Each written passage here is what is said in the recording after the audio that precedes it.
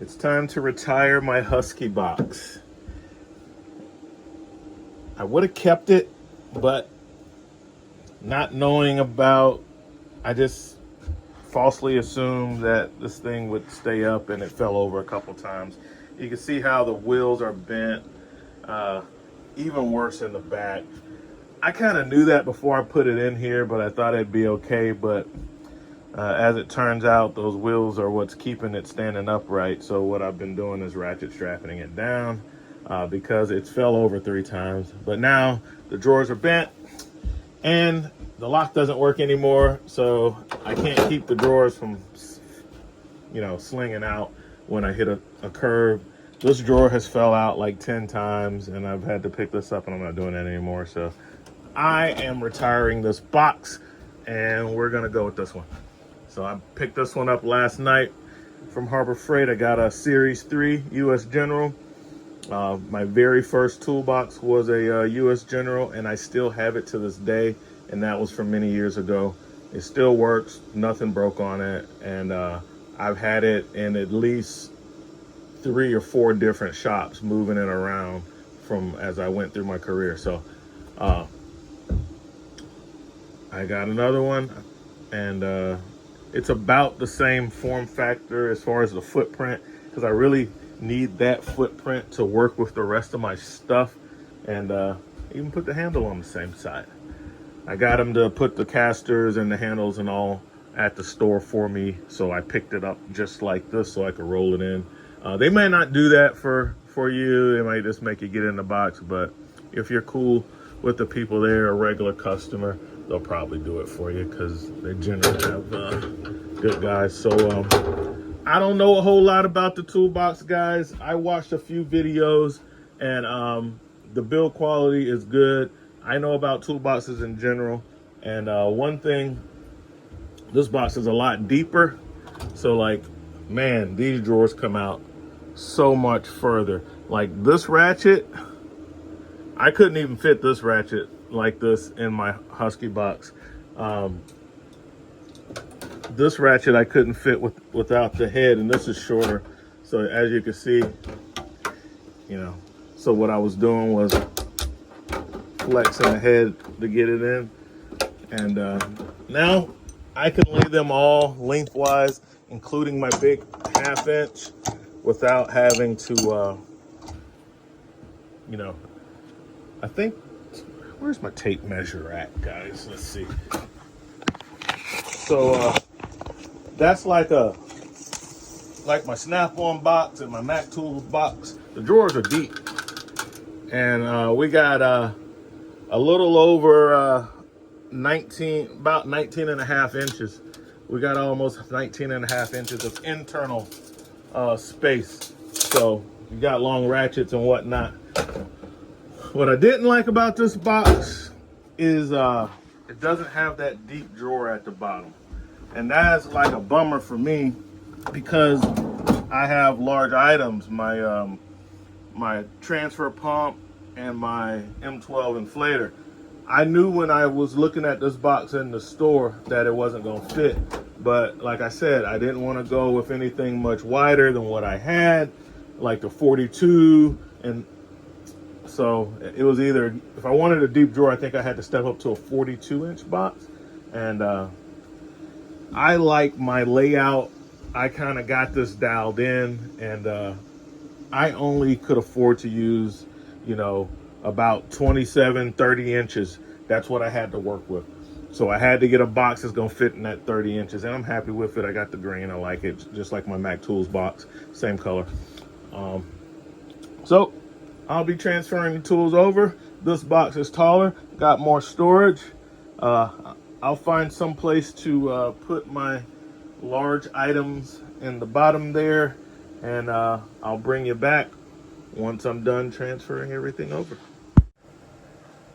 Another thing you guys might want to keep in mind if you're considering this box, specifically the top chest, like on this box, the drawers lock independently whether you have this open or closed. The same locking mechanism does both, right? On this box, these three pieces of metal, when you close the lid down, they slide into the slots in the back of the drawers, and that's what locks it. And then, so basically, this little latch here is just keeping the lid closed, and with the lid closed, that's what's keeping the box locked.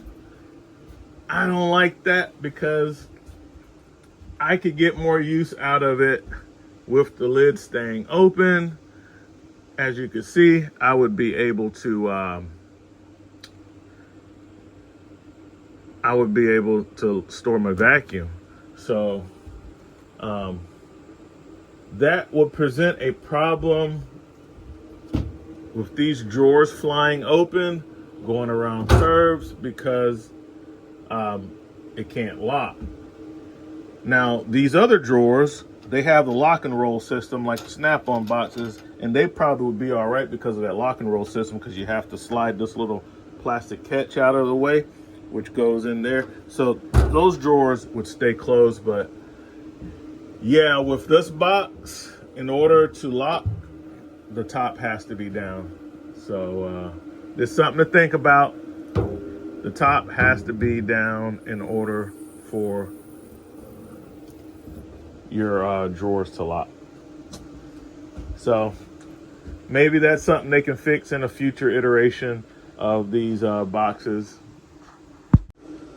Okay, my friends, we have swapped them out. Use the tractor to get the other one out of here. I'll probably set it to the side of the road so somebody who needs it will get it, or more than likely, or maybe somebody will get it, man. Or it's a lot of guys that ride around pick up scrap metal, so they might take it for scrap, which would be unfortunate. But maybe I'll ask around and see if somebody needs that doesn't have anything, and they can use that until they can get something better. All right, so this kind of worked out well.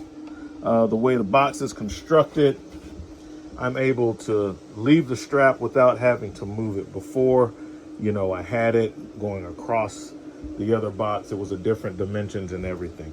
And anyway, with the strap right here, I can go inside the drawers without having to, it has the lock and roll system, so I'm not worried about this one being locked. It should stay, the drawers should not come out because of the lock and roll system up top.